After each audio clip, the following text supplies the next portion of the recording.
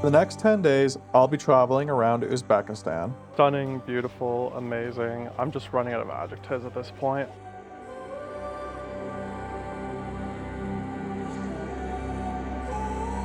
After taking in the bright lights of Tashkent and exploring the ancient treasures of Samarkand, my journey along the Silk Road continues as we venture to the desert oasis of Bukhara and explore the ancient open-air museum of Khiva before returning to Tashkent, where I experienced some Soviet-era luxury at the Hotel Uzbekistan. Come along with me as I wander through centuries-old cities, dive into mouth-watering local flavors, and experience all this country has to offer.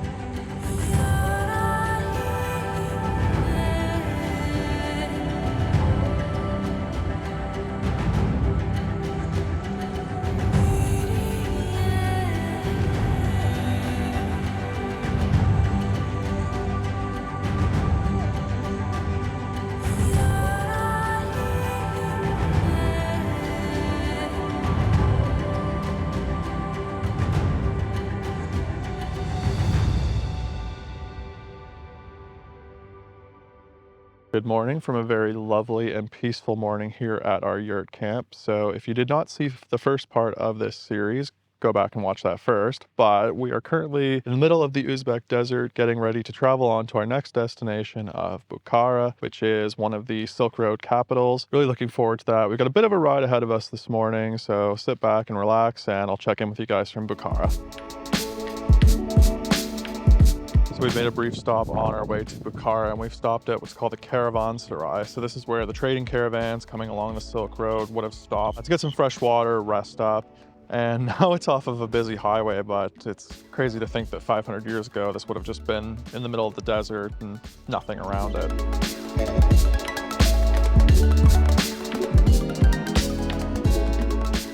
All right, we've had a long morning of driving, and this afternoon we've just got some free time to explore around Bukhara. We're going to do a kind of more of a guided tour tomorrow. So yeah, a few of us are just going to poke around the city, see what we can find. Bukhara is unique among the ancient Silk Road cities in that it once had a thriving Jewish population, the influence of which can still be felt in the city today. For over 2,000 years, Bukharan Jews have been an integral part of the city's rich tapestry, blending Persian, Uzbek, and Jewish traditions into a unique identity that has endured through the centuries. The Bukharan Jews were known for their skills in silk production, dyeing, and trade, contributing to Bukhara's role as a major hub on the Silk Road. The Bukhara Synagogue, built in the 17th century, still stands today, offering a glimpse into this once flourishing community and housing an ancient Torah believed to be over 1,000 years old.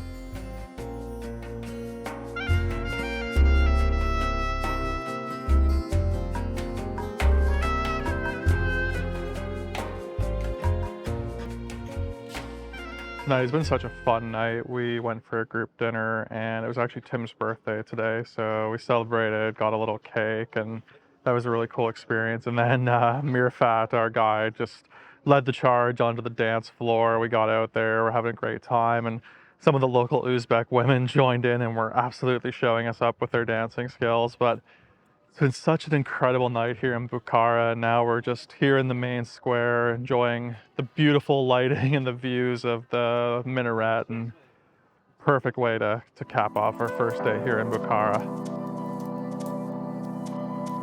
Good morning from Bukhara. It's our second day here, and this morning we're officially having our guided tour around some of the main sites of the city. And our first stop this morning is the Ismail Somani Mausoleum. We had to go through this very creepy Soviet-era theme park with some nightmare fuel Mickey and Minnie's, but we've come to this beautiful mausoleum, and Ismail Somani was actually considered the father of neighboring Tajikistan. He was ethnic Tajik, but his capital was actually Bukhara during his reign, so that's why his mausoleum is here in Bukhara.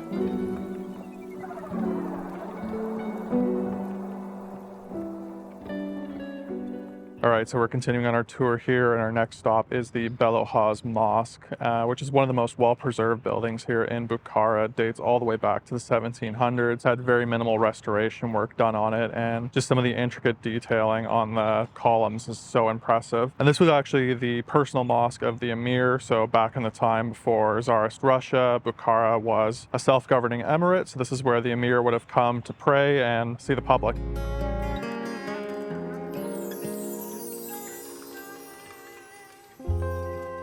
Well, we're currently exploring the Ark of Bukhara, and I was expecting to do some shopping this afternoon, but I've already had a pretty successful hunt here in the Ark. There's lots of handicrafts and sellers, and I found myself a beautiful piece of artwork depicting a scene from the Silk Road, and it was hand done. Our guide really recommended this artist, so I went for it. And I also got Alicia a nice little hand painted postcard. Alicia, of course, collects postcards on our travels, so something to bring home for her as well. The Ark of Bukhara is the lasting symbol of the power and grandeur of ancient Bukhara's emirs. The massive citadel, believed to date back over 1,500 years, was not just a fortress. Inside, the fortress housed palaces, mosques, courts, and even a treasury, serving as the political and religious center of Bukhara. Though partially destroyed by the Soviets in 1920, the Ark remains one of Bukhara's most awe-inspiring landmarks. Our final stop of the tour was the Kalan Mosque and its iconic minaret. This 47-meter high tower has stood watch over Bukhara for nearly 900 years and was so impressive that even Genghis Khan spared it from one of his many conquests. It earned the ominous nickname the Tower of Death, as criminals would be executed by being thrown from the top of the tower. All right, so we had a pretty busy morning wandering around Bukhara and exploring all of the main sites, and now we got the afternoon free, so I already got that nice piece of art at the Ark, but do a little bit of shopping, wander around the city, and then we'll be on our way to Khiva tomorrow.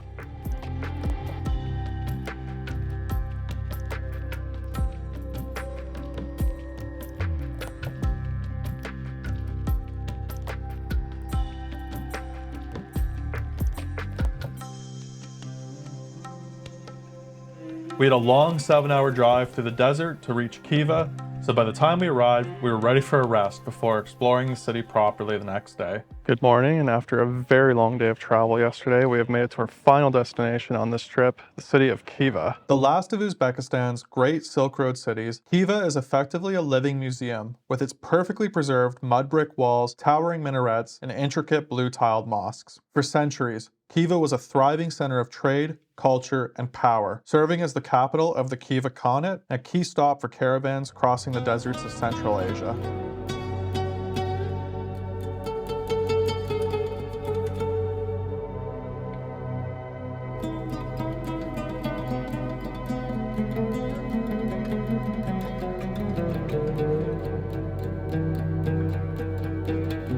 We spent the day taking in the highlights of Khiva, including the Juma Mosque, which dates back to the 12th century and is supported by 213 wooden columns, each hand-carved with their own unique design. Next was the Kuna Ark, a centuries-old fortress with intricate blue interiors. And finally, the iconic Khalta Manor minaret, with its vibrant turquoise and blue tiles. It was intended to be the tallest minaret in Central Asia at over 70 meters, but the construction was abandoned after the Khan who commissioned it died, and it remains unfinished to this day. And of course, our tour wouldn't be complete without a little dancing.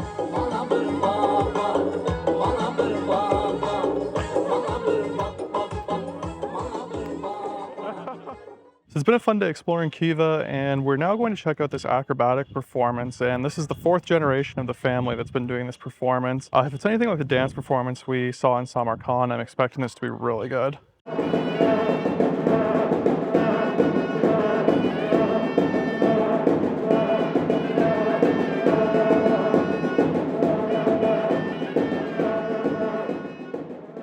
Just finished up the acrobatic performance and can confirm it was amazing. As somebody who's deathly afraid of heights, you wouldn't catch me up there, but those guys are super talented, and even the little guy was getting in on it, which is crazy. Apparently they start from like 2 years old, so they basically just have no fear of heights, which, yeah, wish I could say the same. Well, some of our group's off to Turkmenistan tomorrow. They're carrying on, and so tonight we're going to have our farewell dinner. But before that, a few of us have decided to take an evening stroll here along the walls of Khiva. Definitely no better way to see the sunset with the beautiful Khiva skyline.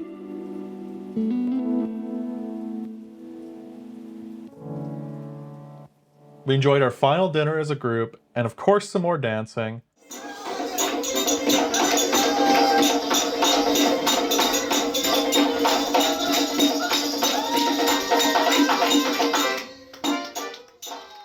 In the morning, it was back to Tashkent, but I still had one final thing to tick off my bucket list with my stay at the Hotel Uzbekistan. So I decided to splurge a little bit here for my last night, and I actually booked one of the top floor suites, which was still only about 70 pounds, so you know what? I'm feeling all right about it. Walking in, the place is massive. First thing, I've got bathroom in here, which is pretty good, but this isn't actually the only bathroom, shockingly. And then I come in here, I didn't realize I was gonna actually get like a full seating area. This is complete with the Soviet era furniture, the Soviet era wallpapers, and then over here, we've got the actual bedroom with this huge king-size bed. Got a little desk, a little dresser. Oh, and then, of course, we have the second ensuite bathroom, complete with shower. And then, last but not least, because of course, every suite needs to have a walk-in closet. So yeah, overall, I'm pretty happy with the 70 pounds I spent, and I get to live out my